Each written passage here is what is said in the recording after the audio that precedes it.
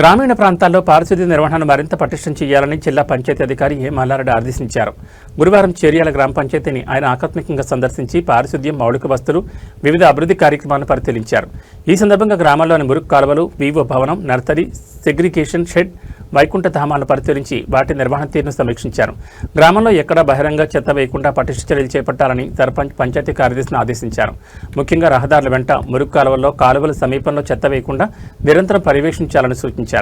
పారిశుద్ధ్య నిర్వహణ సక్రమంగా లేకుంటే ఉపేక్షించేది లేదని గ్రామ సెక్రటరీ సుధీర్ రెడ్డిని హెచ్చరించారు. డిపిఓ వెంట ఎంపీఓ మహేందర్ రెడ్డి, కార్యదర్శి సుధీర్ రెడ్డి, పంచాయతీ సిబ్బంది తదితరులున్నారు.